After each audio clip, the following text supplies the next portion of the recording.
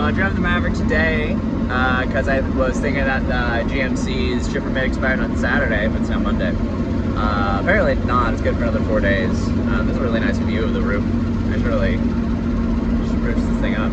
Anyway, Maverick drove fine, but it was, last time I drove it was making a weird ticking noise after it had been driven a ways and then not when it started up, and then again when it had been driven a ways. It wasn't doing it, and then it was doing it on and off just now as I was coming to traffic. Now it seems to be doing it. You probably can't hear it, but it's kind of weird because it's intermittent, so it might be something like stuck lifter or stuck, or like a sticking and then unsticking lifter or spring or something. I don't know. It kind of sounds rattly and not good. So I might pull the valve cover when I get home tonight and look under here, but these are straight sixes and a manual car, but especially the straight six is super easy, I think. It should be, to pull the valve cover, and then I can just look at stuff, and I can even run it with the valve cover off and see what's going haywire, so that's kind of fun.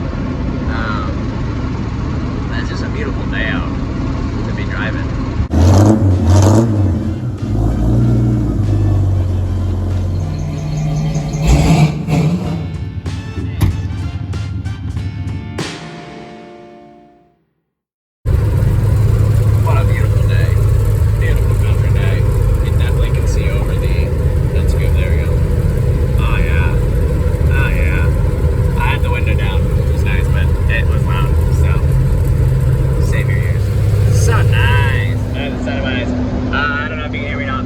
Made a turn and then pulling back up, and now it sounds like I'm misfiring, so that's interesting.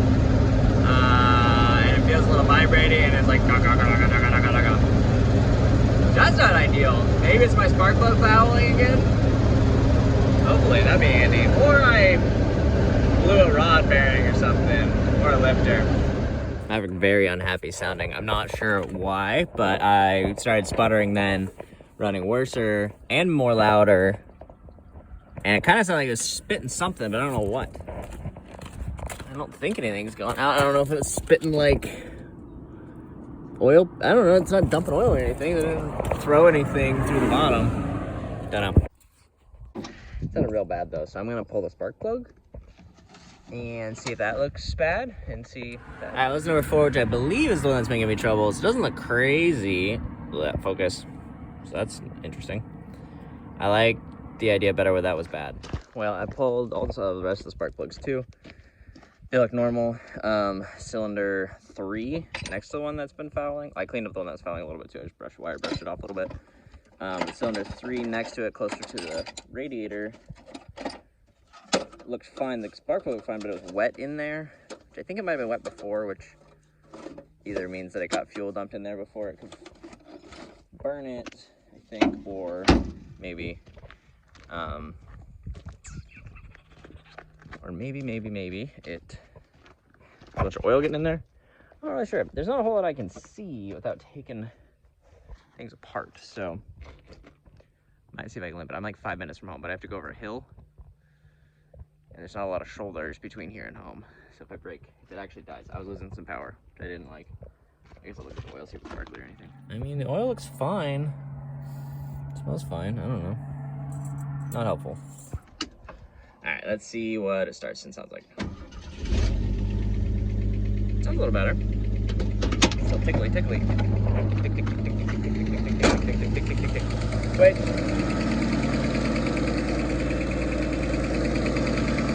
I think it's louder on the passenger side, which is where the exhaust manifold is and where it's been losing that gasket, so maybe that gasket's just gone worse and that's making a misfire. All right, I'm gonna see if I can limp it the rest of the way home.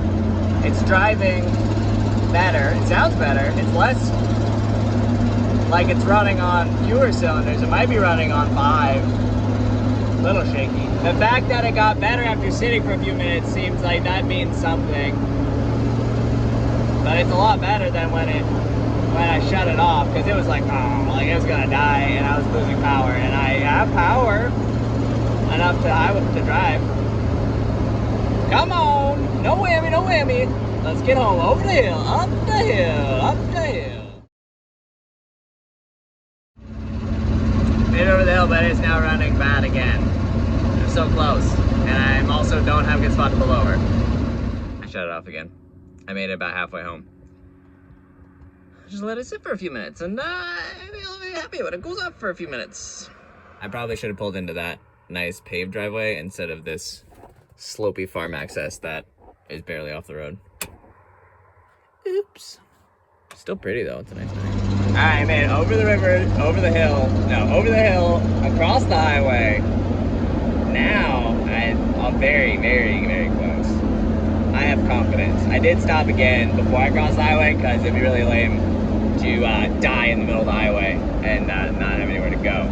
So I made it across that, so that's good.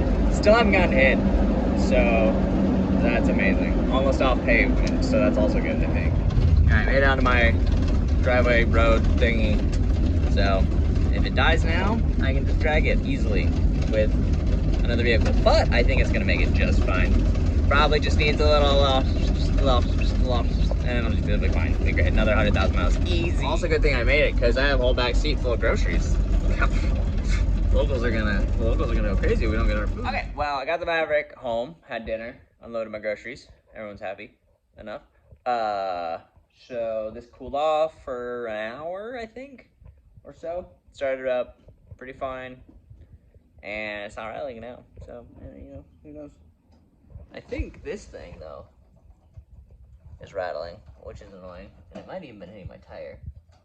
Something was rattly up here as I was rolling up to a stop. There's all kinds of noises. It's got a lot of new noises, which, to be fair, I did take off a bunch of stuff and left things like that on there, which I should probably pull off and put back on if I want to later. But I think what I'm going to try to do is pull the valve cover off this here guy, see if that tells me anything, see if I see anything crazy. Very strange to me that it can be freaking out and sputtering, maybe backfiring. And it sounded like something was going back, but it might have been backfiring coming out of the exhaust manifold down there. I don't know if you can see it, but that exhaust pipe comes out down there, and that is all sooty and looks to be busted out. So that's bad, and that's what most of our exhaust noise is, I think. It makes kind of a weird noise, so I want to fix that at some point. I should probably order that tonight. My flatbed truck needs passenger side exhaust manifold as well. It is very black under that. I think I showed it a while ago, or thought of it anyway. But I'm gonna pull the valve cover, see what that tells me, if it tells me anything, because it's kind of weird that it gets really sad after being driven, but then it can be happier after just a little bit of sitting for a minute. So I don't know what that means. It seems like good practice to blow it off in there and clean out the valley before I start tearing stuff out. So I guess I'll do that.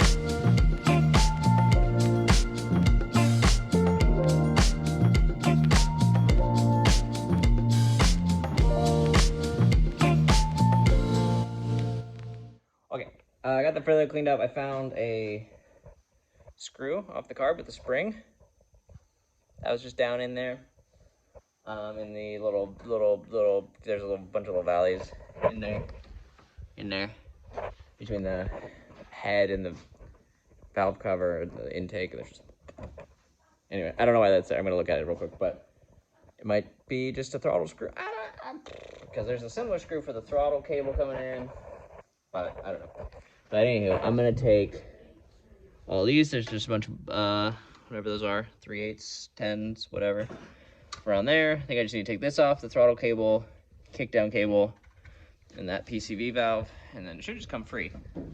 And then I think theoretically I can put all that stuff back, put the throttle, I guess I don't need a throttle, but I can put a couple of those things back on and I can just run it, because I can leave the carb on, looks like. And then I can, play with stuff before running it, and then if nothing's very telling, then I can see if I can start it. I'm scared.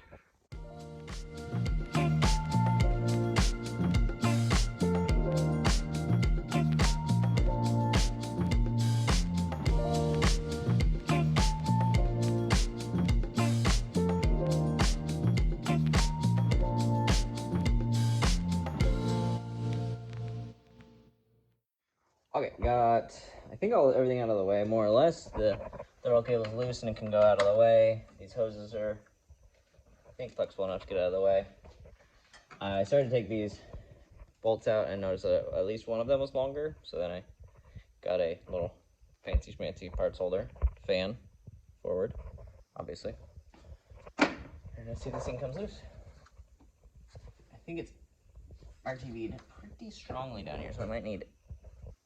I dropped my magnet. How am I gonna get it out? I need a magnet. Oh wait. Oh nope. I just need something magnetic to get the magnet out. Nice. Okay. The oil was a quart low, so I added some oil, just pouring it here, and then letting it drain between in those holes there, which is gonna make this all a little bit messier when it's starting to move. But I figured having a good amount of oil in there would be good, especially if we're gonna have no oil pressure since we have no top on. I think that's how that works. I don't actually know. But I think it's gonna probably make a mess, so I'm a little scared. But we're gonna go for it, see what happens.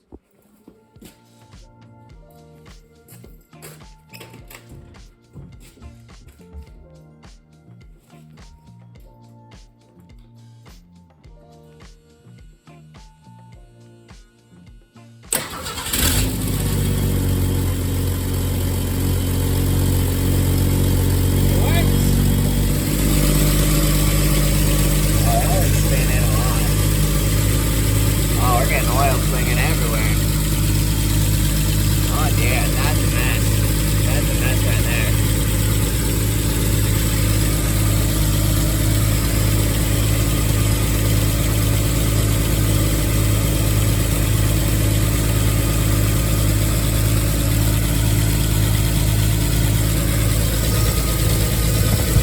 Springs all back there moving, I think.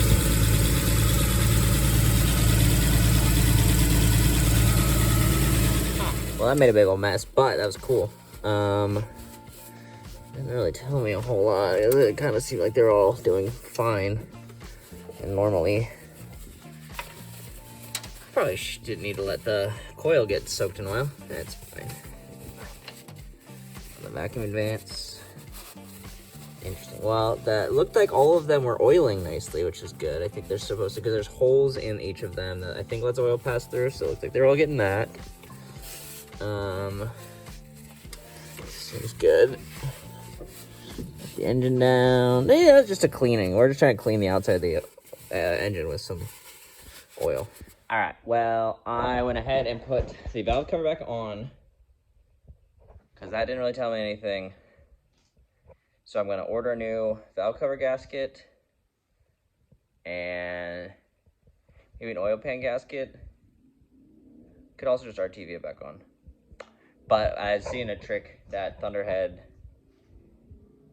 something 89, the carb cheater guy suggested doing the cork gasket, RTVing it, I think to the cover, and then doing like bearing grease on the other side, so that way it would stick to the cover, and then it would not stick to the head, and then you can take it on and off easier.